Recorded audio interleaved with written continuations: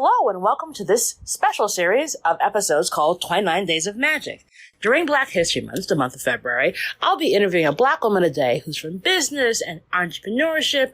You name it, I'm going to have a chat with her. The idea for this is to show off the amazingness of Black women throughout various industries. I hope you take a listen, like, share, review, and be inspired by these incredible stories. Take a listen.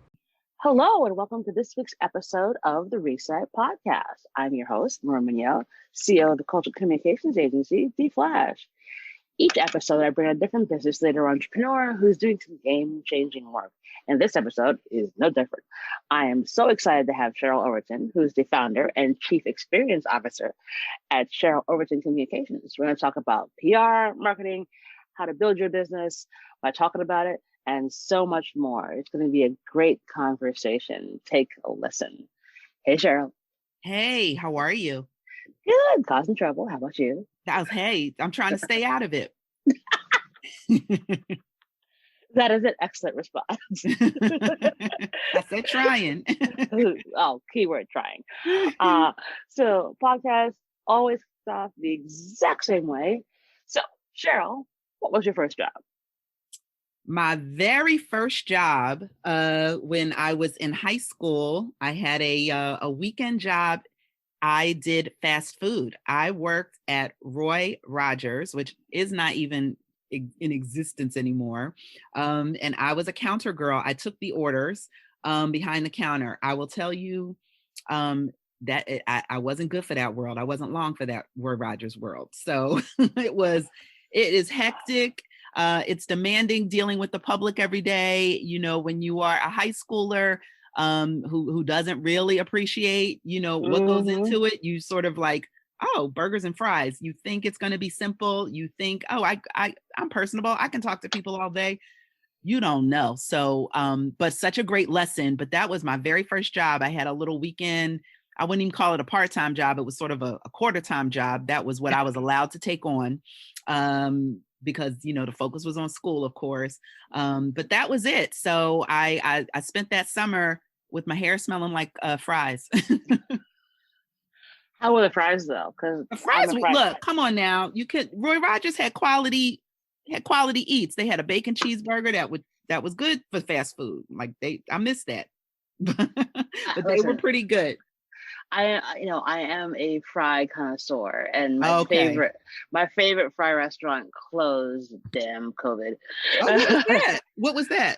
It was a place called Woodpecker on 29th, and they did this thing called dragon fries. Ooh. And so basically, it had every topping under creation with like jalapeno peppers and like nachos, but with fries. Yeah, but the fries. No, when you do nacho fries, the fries just kind of wilt.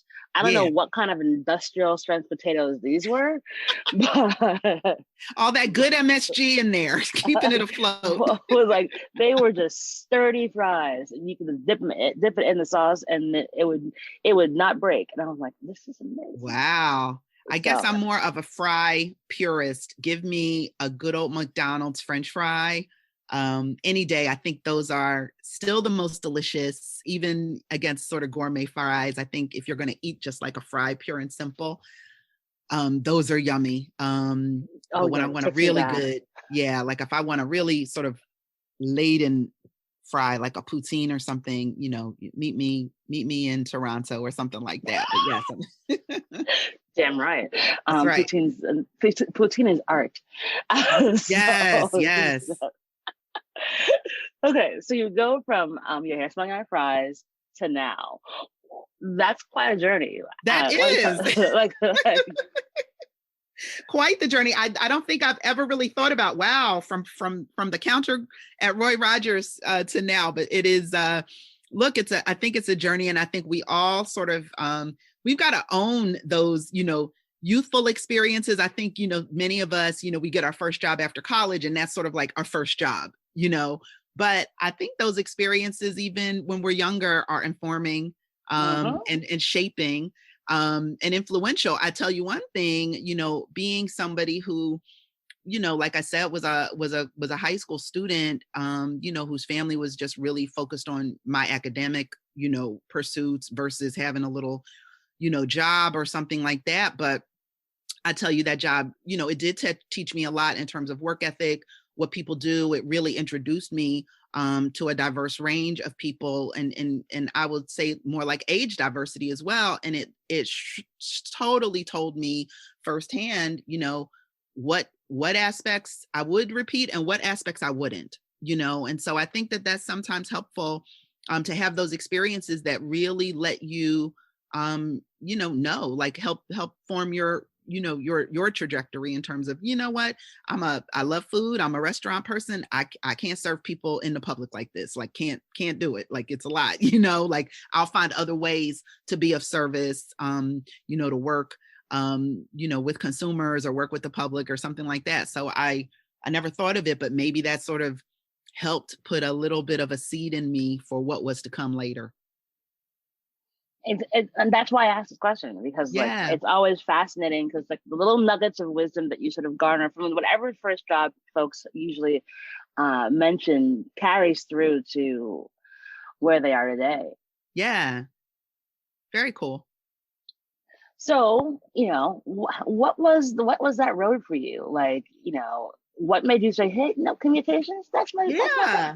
No, it is, look, I think I maybe was destined or meant to be in this, because even from a very young girl, I was someone who, with my friends, we would, we created a little newsletter. My friends and I, when we were growing up, it was called the Yum Yum Club. We had a little club, and we created our own, little weekly newsletter where we wrote like little articles and things like that. I've always been a writer. And I really thought I was going to go into either law. That's what my parents wanted for me, or journalism, which is what I sort of saw for me. And I loved writing. I was always somebody who doubled down on English and literature and things that used that side of my brain, both reading and writing. I'm a voracious reader. People talk about, their dream home and their dream room. Mine is not a media room. Mine is a library, like that is what I love. And that is sort of what I saw for myself as I went to school, undergrad. I was really going along with the program in terms of, you'll go to school, you'll go to law school. Nothing wrong with that. I certainly had, some interest in that area, but I really had a bug around journalism. And while I wasn't sure what aspect of journalism I might pursue, there were times I thought maybe I'll go into broadcast journalism. There were times I thought maybe I'll go into writing for a newspaper. But then I had sort of an epiphany, and it really is more of a come to Jesus with myself. The year I graduated, the year after I graduated from college, I got a job in a law firm as a legal assistant.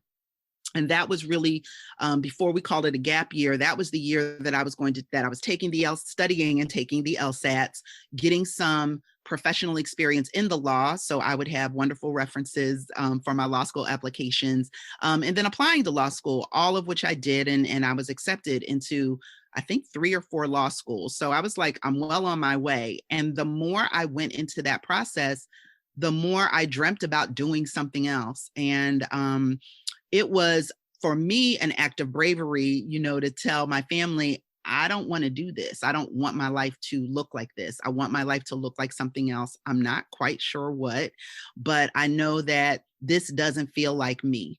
But I'd like to take the time now to really explore what does feel like me. And where that landed me was going to journalism school for grad school as opposed to law school. And it was through journalism school that I decided broadcast is not for me. I don't want to be a beat reporter at a newspaper. I thought where I'd netted out was to be an editor at a magazine. I sort of saw myself at Glamour magazine or something like that, being an editor, because as much as I love writing and research and that whole process, I found that I had a really knack for making others work better. I could lift it up. I could provide notes, guidance, coaching. I could make I could up level the quality of other work. And I thought maybe that's what I should do. I should go into being a magazine editor, and I would love a women's magazine. I could see myself back in New York, very Condé Nast or Hearst or something, going into one of those big buildings and all that good stuff. I sort of had, drunk myself silly on that sort of fantasy of what I thought that looked like. But it was really through grad school that I found public relations, and that's how I entered this industry. But as soon as I sort of took an elective class in PR, which was a requirement, like the skies opened up, like it all just became crystal clear for me. This is where I'm supposed to be, because it really combined the things I loved about the law in terms of analytical thinking, problem solving, there's sort of a foundation based on tenets, but that you could riff and go creative with it if you want. And then of course my creative side with coming up with ideas and writing or creating content and things like that. And that is how I entered into deciding to pursue this as work. I then started my career journey in my hometown of Philadelphia, in-house at University of Pennsylvania Health System, and then on to the agency side. And I have been an agency creature since then. Awesome. We had similar journeys. Oh my God, that's awesome. I wanted to be a lawyer since I watched Columbo as a little kid with my dad. Goodness. And then Law and Order, of course, yes. And every other legal show that was on television. Either whether I was allowed to watch it or not allowed to watch it, I was watching it. Like LA Law and everything. And I took the LSATs and bombed the LSATs, not once but twice, even though but fantastic GPA, great grades, and interned at a couple law firms. And I was like, and the only law schools I got into were the ones that kind of were my safety schools, but I didn't really want to go. Mm-hmm. And I'm like, I went to NYU. Like, what's wrong with you people? Right. Like, I'm an immigrant. I'm Black. You what? No. And it just didn't work out. And I ended up going to graduate school instead and getting my MBA. Mm-hmm. And basically kind of realizing that I really like kind of dreaming up things and making things happen. I also love money. So it's like, wait a minute. Oh, this is what the other side of the world looks like. And then sort of fell into advertising and by accident. And then here we are 11 years later. So like, you never know what the original plan was versus the plan that actually happens. That's right. That's right. And, I think what I love about your journey and mine as well, which I think, when you're living it, you don't have that perspective to sort of take an assessment or things. But as I'm older and I talk to young people and mentor them, look, being willing to go off the plan. Yeah, I don't care if that was your parents' plan for you, your auntie's plan, what you always thought. Being willing to keep an open mind and an open heart to things that interest you and being willing to lean into them, I think is so important. It's something I want to make sure I always keep, that sense of curiosity, that sense of fearlessness, and then, that sense to make it happen. Like you can go off playbook, like it's okay, so staying nimble, really listening to your heart and what your passions are, I think is something that we were fortunate to learn early and maybe be able to execute early. And I think it's a good quality to have. I know, we've all sort of seen what it looks like when someone isn't sort of pursuing their purpose and passion, professionally, like where they're just sort of going through the motions or doing what they have to do. So no judgment, but it's a much sweeter experience all around. And it makes some of the unpleasant moments or some of the challenges go down a little bit easier if you've really sort of chosen the path that you're on. It really is. And, I think because it's like you said, when you're in it, you're like, what? What's going on here? But then you sort of realize, you look back on it now, you're like, oh, of course this makes sense. Like that I had to do this to get here. But also that kind of, I'm okay jumping. I'm okay doing this. I'm not like, the worst that could happen is that like I'll just fall and get back up. And not everyone is built that way for that level of resiliency. But if you are, I do think it's incumbent to try and help others find their own as well, because that's the only way we get through this all, if we kind of help each other see how we can be our best. Yep, very true. So what made you decide to kind of go out on your own and build your own shop? Wow. It's something that I had toyed around with for years, and in fact tried it, and it didn't stick. The first time I tried it, I got hired by a client. You're like, that was not the point here. Yeah, that's not how that's supposed to work. But I remember actually one of my professors in J school, probably one of my favorite professors ever, academically, Edward Trades, he once said to me, right before I graduated, he said, you should do this. I'm fresh, not even out of grad school yet. You should have your own business. You should do this work. Don't work for other people too long. Now he's saying this to me as somebody, in their 20s. And I'm like, I don't even know anything yet, whatever. And I just always remember he said that. He said, I see that you have a knack for this and that you should chart your own course. You should sort of navigate this. And so I think that's always been in the back of my head, but I absolutely enjoyed working, on the global agency side, all of the world-class brands, all of the very sort of culture shaping campaigns and iconic campaigns, in the words of others, not me, that I've really been at the helm of. I've loved it. I've had a great time. So I wasn't thinking about changing the paradigm, but 2020 was different for a lot of us, and what does business look like? How do you want to spend your time? What do you really want to leave behind from a professional legacy perspective? And it really gave me the space to sort of envision the business I'm in right now, which is one that is absolutely an integrated marketing communications advisory. We are small but mighty. I have a small team, and we get to work with clients to really get them to better know, better appreciate, and frankly center the experiences of multicultural consumers as growth, their growth targets, as you well know, and really providing high level strategy, creative, and really helping to drive programming, sitting right alongside brand teams. It's an agency client relationship, but it feels a little bit different than when I was, leading large teams at agencies or leading agencies themselves. So it's giving me a chance to, in a senior capacity, still get my hands a little dirty, working with brands and helping brands shape their story, which I love. And it's giving me an experience professionally that I haven't had. I'm flexing my own entrepreneurial muscle now. And I think it's given me a whole lot more confidence and standing to pursue some of the other entrepreneurial ideas I have as well. I've been somebody for maybe a decade or more, and this is something I've been able to break out of since starting and really sticking to my own business. Is I've got tons of great ideas. I've got a concept in my phone. I've got a startup idea, that I talk about with friends and family, but I hadn't actioned them. And I think 2020 and having some success at this business has given me the permission, the confidence, and frankly, the wherewithal to really to launch some of those things. So it sounds crazy. Everybody says serialpreneur, if you will. It's like a thing that people say. And I'm like, I sometimes roll my eyes when people say it, because I'm like, for real? But yep. I think Dr. Trey's was right, way back when. Maybe that really was my destiny the whole time. No regrets about how I spent my time to get here. I think I was somebody who needed the data points and the experience to feel like I had my footing underneath me.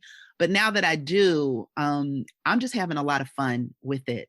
I'm enjoying bringing, what I do to brands and client partners and new, market situations. But the other thing that I'm really committed to doing with this business, this marketing communications business, is so much attention, especially over the past year. It's not new to you or I, of course, but so much attention has been paid to the experience of minority professionals and Black professionals in particular in this industry. I don't think that this advertising, marketing, PR, whatever you want to call it, and not commingling them all, they are different disciplines, but what they have in common is that they're not always kind to us. There's not a lot of us. It is not unusual for you to not see someone who looks like you in a senior rank. And so that I know is definitely the experience I had, coming up in the big global agencies, and one that I took seriously as junior people came up behind me. I feel very privileged to have a place where I can bring on people who might not have been told, might have been told they weren't a quote unquote cultural fit someplace else. They'll always be a cultural fit with me. There's a shorthand that we can have together and still do great work. I want to be a place where people feel that they belong. And maybe as a workplace, as somebody who's creating a culture, maybe that sounds Pollyanna, but as somebody who's been on the other side where you can do great work, but it doesn't always feel that you belong, that's something I want to leave and create and help perpetuate for the future. And you're so right, Cheryl. I mean, that's, well, two things. One, welcome to the other side. Yes, the other side, indeed. I always say to folks, well, Laura, the grass is greener when you're underground. I'm like, no, it's just grass. That's right. like, nothing is greener, nothing is browner. It's just grass. And you still got to take care of it and water it and tend it in order for it to stay green. But it's just grass. Yeah. And this is like, I think officially my 10th year as an entrepreneur, I can tell you that you have made the right choice. Thank you. You know what, you sometimes need that affirmation, from folks who have done it. So thank you for that. Yeah, well, because here's the thing. In your heart, whether walking into somebody else's firm as an employee or as the vendor makes you feel good. And Mm-hmm. I'm sure for you, the moment you walked in, because now we're all virtual, but as the vendor, where you have a one-to-one relationship versus there's nobody else in between you and that client, it gives you a better way of like arching your shoulders back, having your head held up a little bit higher, and coming in with a bit more of authority. Be like, yes, I got this because this relationship is mine. It isn't somebody else's. Mm-hmm. And so therefore you can be more direct. You can be more honest in a way that you probably couldn't when you're working for somebody else. And that's the feeling. And having done this for a while, and I feel like I'm hitting a really nice stride now. It's always great to see folks who you've been like, why doesn't she have her own shop? Now out here on the other side, because I think we need to see more of us who do this. We've had enough conversations so we're all blue in the face about how you don't see enough of us in these C-level ranks, and yes, that's a conversation, but I do think it is important for other folks to see that, we can run our own things. We can build the shops that we keep talking about, and attract the people who want to be in this universe, and tell a different kind of story.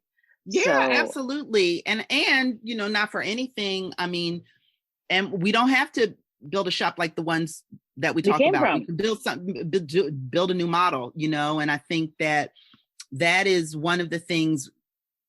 Look, I think Black women are ingenious and highly creative and always have had to make something, out of nothing or out of a little bit of something. So I think, it's a proud tradition to carry on in business.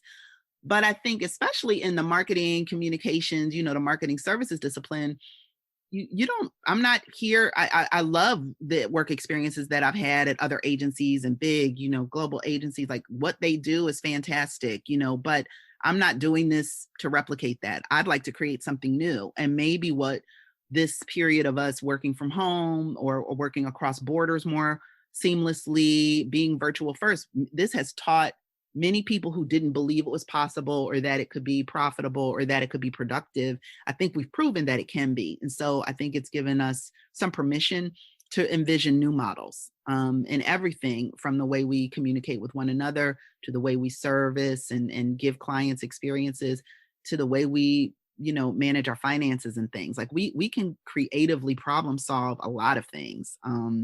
And I think this experience has opened my eyes to that. And that's exciting too. Like, let's build a better model for how we get this done. That's been exciting. Like the operations piece, you would never have told me, oh, that's really cool. No, it's super cool. Like when you could think about different ways, you know, how can I do this more efficiently? Or, you know, is there a way to set up, you know, an outside on the beach, you know, conference room, you know, so that we can all be together, you know, like how can we come up with these things? So I'm fired up really and inspired by figuring out a different model for this, because even when the world reopens and things, I think there will be a need for smaller, independent, minority owned, you know, Black owned experts and entities. I don't think we're going to walk this back. And so that's my promise to myself and my promise to my team and my clients. Like, we're going to continue to forge ahead and break new grounds and be innovative in large and small ways. Oh, absolutely. Look, we've cracked the code on this because you can effectively run a business from your couch. Doesn't, whether you choose to or not is a different story, but you can effectively run a business from your couch. I ran a conference from my desk in 60 countries from my desk. Like, it can be done. It doesn't mean you might want to do it that way, but it can be done. And if it gives you that opportunity to do that when it's something on a larger scale, then of course on something where like you need to launch a brand campaign, I can find my best designers, my best strategists from all around the world, and giving them the freedom to be where they want to be and get the work done, and trust that you will have a staff that will do that. And you also have a happier staff. I mean, I think that's the thing what I hope folks learn from this is that you can design the life that you want because you can. Yeah. Especially now, the truth of it is that was always the case, but you sometimes didn't remember that or know that, or, you know, life is built with a lot of distractions, you know? And so this, I think if anything, it has really made it crystal clear that we are really the architects and we can play a more active role in setting things up the way we want. And it works. It's not as scary, you know, as you might have thought it was. I think you're right. I think the fear behind, well, what if this, what if that? I think the words what if can now be removed from our collective vocabulary because we've seen it all. There are no more what ifs. Like, what if a global pandemic? What if we had a violent insurrection? What if we had a racial unrest? Like, all three happened. Yeah. So there are no more what if scenarios. I think it's now the what can scenarios now. What can we do for this? What can be accomplished this way? I love that. Yeah. Thank you. And I think that's a way we can look about how we can really do things together and collaborate and work with folks. And, you know, I always say this is a gigantic pie.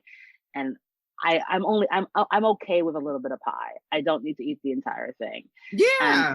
And I think that's where we can all kind of get to a point where it's like, it would be much better if you have enough pie that you're satisfied as opposed to trying to eat it to overeating and then destroying whatever you build. Yeah, that's true. You know, the sort of enough quotient, that's personal and different for everyone, but it's very important to define success, define what's enough for yourself, not based on someone else. I think that gets a lot of folks in trouble. And it's wasted energy and emotion following other people down that line. Absolutely. We're so excited to have Soho Works as the sponsor for the 29 Days of Magic campaign. You know, they're designed by Soho House, and their workspaces to help creative thinkers, businesses small and large, connect, collaborate, and grow. And it's where I'm recording all the episodes of 29 Days of Magic. It's a safe, wonderful and collaborative experience. I'm currently in the Brooklyn location, but they have locations, one else in New York City in the Meatpacking District, one in LA, 5 in the UK, and they give you that kind of home away from home feeling with all the tools, technology, equipment to help you do your best work. Like I said, it's an amazing location, feels safe. I've been able to meet some really awesome people, which you haven't been able to do a lot because of the fact of COVID. So it's been a wonderful experience being able to record here and help build community. So if you want to find out more information about it, please go to sohoworks.com to get more information and tell them I sent you. And now back to the show. So, kind of having a really dynamic career, talk to me about a time that you had a challenge where you're like, okay, there's no way this is going to work. And then it did. Oh, and that it did work, or And that then it did. Oh gosh. Good. Because I can come up with challenges that I didn't think it was working, and it didn't. So let me think about one where it did, because that's part of it. You might have ideas and they don't always come to fruition. But sure, I can. I had an experience at a former agency where I was working with a client, a retail client that was on the brink of going under, and I will mention, I don't know if I should mention names or not. I mean, I think it's okay. I just don't want to, I don't want to expose them for anything. No worries. Anyway, Brand this X. Was okay, there you go. My ex-client and ex-agency. It's not that juicy, but so this is a client that, look, the world of retail had changed around them, and unfortunately they just didn't keep up. An iconic American retail brand. I'll leave it at that. And they were on the brink of, look, the whole business had changed. They were shuttering stores. They'd had some leadership issues internally. Nobody was going there. It was really just sort of an albatross. And from a, marketing communication standpoint, it's like, this is a lipstick on a pig situation, if ever you've heard one. This was also an account that was a longstanding account at the agency, and the business was changing so dramatically. And then all of a sudden I was asked, can you come in and, do your thing, work your magic, sprinkle your fairy dust on this. Wow. It felt a little bit like a setup, if I'm going to be frank, because I'm like, this is not a turnaround. Like these problems are bigger than the agency, than even the brand. Like the world has changed. The brand many years ago decided either not to change with it or, dig in their heels. And there's no matter of, consumer marketing and brand marketing. There's nothing we can do to turn this around.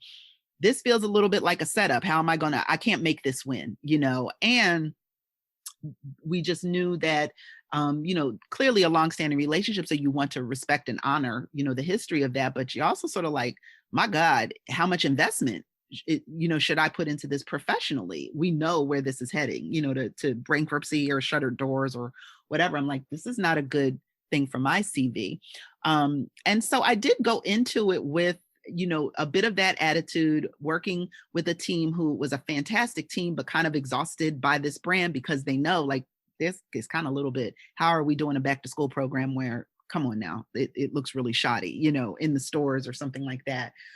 Well, with that attitude sort of going in, it felt like really challenging. Like, we're not making money off of this. Like, we're sort of, waiting, watching this thing die a slow death. Why are we even doing communications, et cetera? And I will tell you that the experience, though all of that stuff happened and did come to fruition, within the year, if you will, the experience absolutely was one of the most rewarding in terms of what it taught me. I learned a tremendous amount, because businesses go through transitions all the time. And we, on this industry, we very often are working with brands and organizations when they are either in their startup, ramp up, sexy, nascent, new kid on the block stage. And that's one way, that you help that marketing muscle and help push them forward.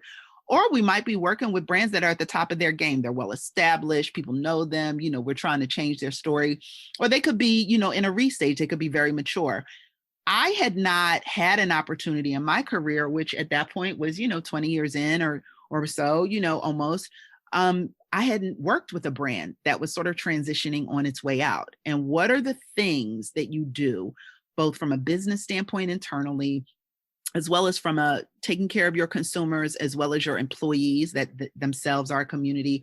How do you apply your marketing communications know-how under these circumstances where, analysts know the score, the street knows the score, even lay consumers know the score? It was so educational. I think working with a brand at that stage in its transition, everything, you have ready access to the C-suite. You're at the table making, strategic decisions and seeing them come to fruition. while there were protocols and factors and standards, of course, to follow, this was a chance for them to try new things. So you had an opportunity to sort of put new ideas out there and get it. And I just learned so much about how important geo-targeting was, what regions and geographies might have the most potential and how we could shift dollars there, do different focus areas there.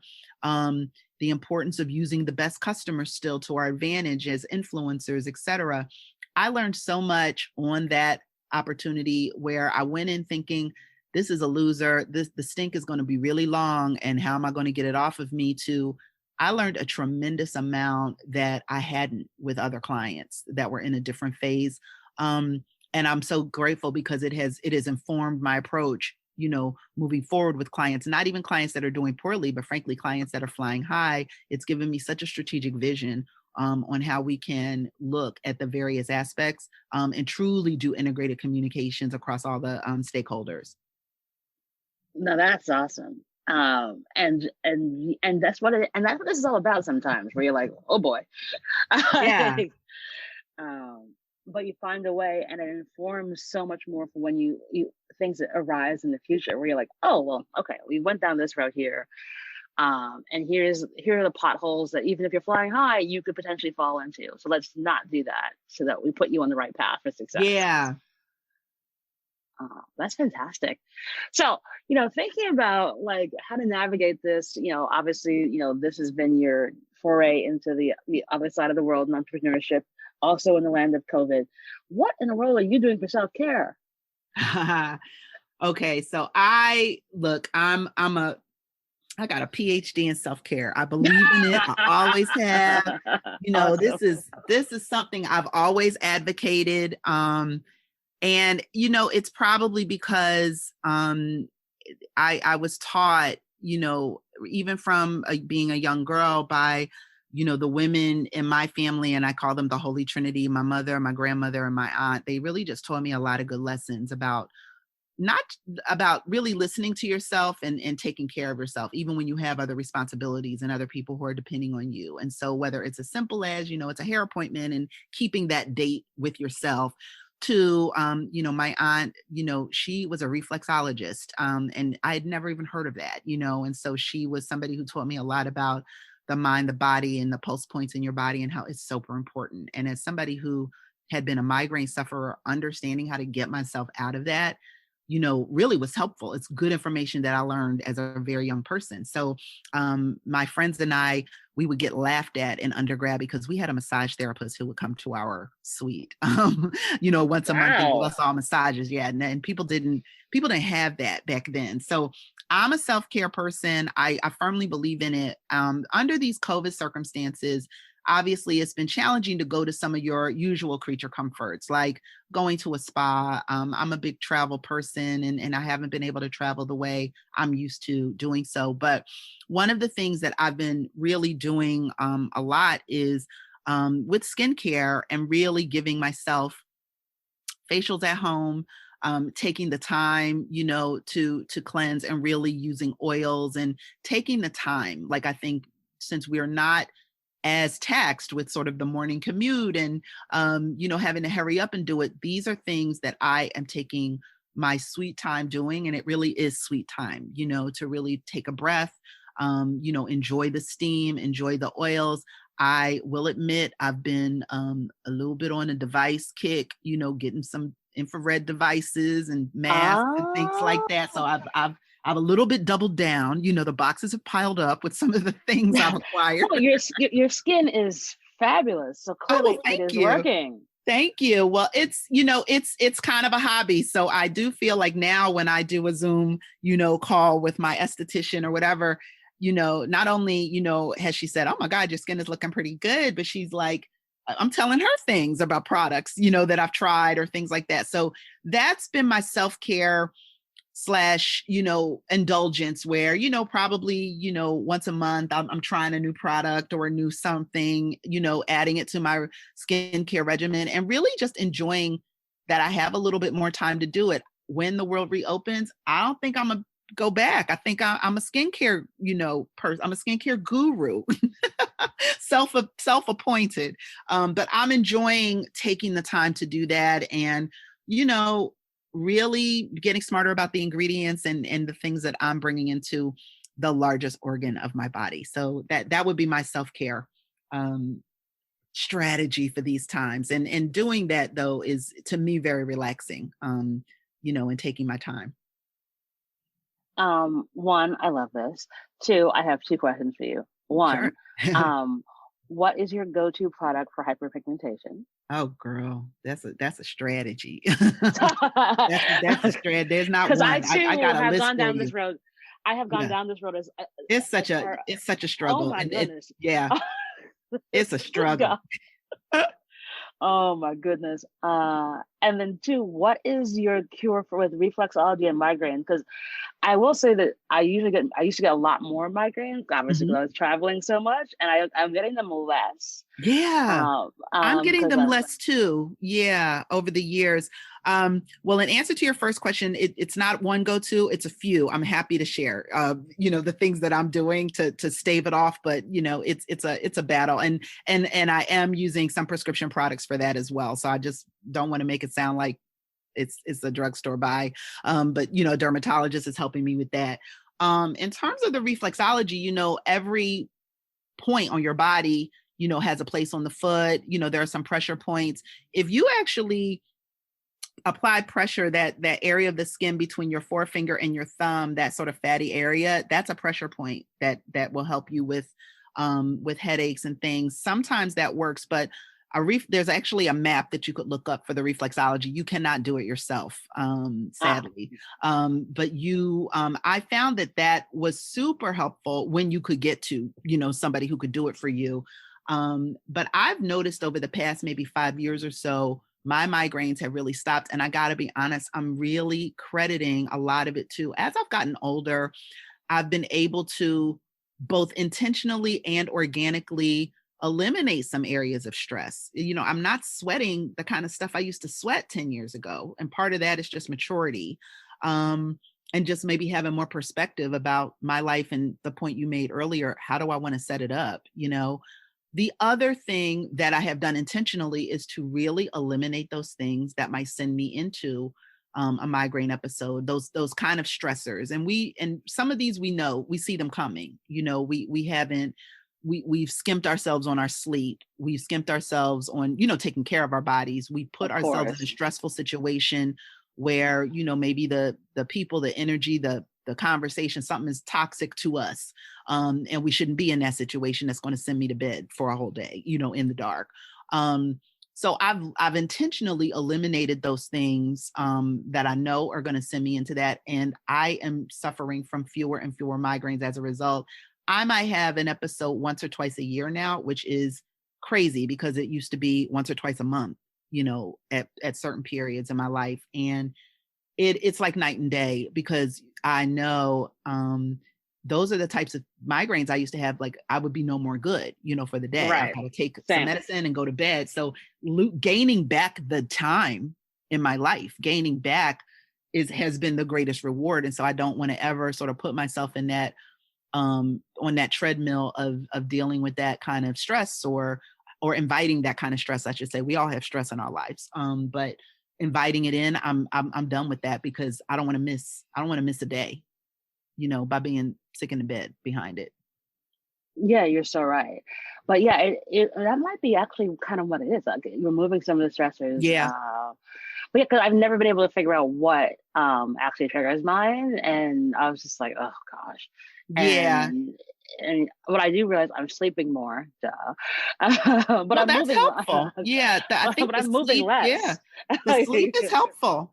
The sleep is helpful, but I would encourage you to maybe interrogate yourself a little bit around not identifying what that is, because I think the answer is there. I think when I was ready and willing to sort of look, the answer was there, but it might not be an easy answer, because it might be somebody like, well, that's a relative. How am I going to not spend time with them? Well, you're going to figure it out, because, because it's sending you into a migraine, so it might not be an answer that that you like, you love. but I think it's there. Your body will tell the truth even before, you're able to articulate it. Exactly. Mm-hmm. You are so right about that. And then Cheryl, it's such a lovely time chatting with you. One last question. Sure. Do you have a give and or an ask of the audience? I do. I'm going to consider this both a give and an ask. Double benefit here. One of the things that is near and dear and super important to me is just the care and feeding of our young Black and brown women, and really growing them up in a world where they know that their voice is valued, that they can and should take up space, and they should use their voices. And so I am the board chair of an organization called the Vibe Theater Experience. We are online at vibetheater.org. And we are a nonprofit that uses, we pair young women and non-binary youth with a professional teaching artist, and they work together to write, produce, and perform their own original theatrical and musical pieces. And all of these pieces are written by the girls based on their lived experience. It's a fantastic organization that really helps girls find their voice, share their experience with others, and really, help show, like, even at a young age, your voice is your power. And that you can use it to create your own opportunities and your own space in the world. I've been board chair of Vibe for 3 or 4 years now. It's such a wonderful organization. And so my give would be, I invite everyone, and now that we're in a virtual world, all of our programming is virtual first. It's very affirming. It's very, woman-centered. These girls are incredible. They talk about real issues facing the world. They are super talented. So the give would be, please join us at vibetheater.org and, sign up, because we'd love for you to attend one of our virtual performances. And my get would be, if you're inclined or share a passion with helping young women, particularly Black and brown women who really operate at the intersection of art and activism, continue to do great work. Join us if you're inclined to donate or volunteer, or if anybody is looking for a committee opportunity or even board service. We'd love to talk to you. We want to grow our circle of friends always. And so I know having the opportunity to talk to you today, Laura, and your audience is so important to get more people who follow you to know about Vibe and hopefully join us. That is amazing. I'm absolutely going to check it out. Sounds like a fantastic organization and so necessary. So absolutely. We will put all the details in the show notes so folks can find, follow, check out the programming, vote with your dollars as well. And so necessary. Cheryl, it's such a delight to get to know you and a little bit more and hear your amazing story. And you're just wonderful. So thank you so much for joining me on the show today. Thank you so much, Laura, for having me. And the admiration is mutual, and I appreciate your generosity. Oh, thanks, Cheryl. And that is our show.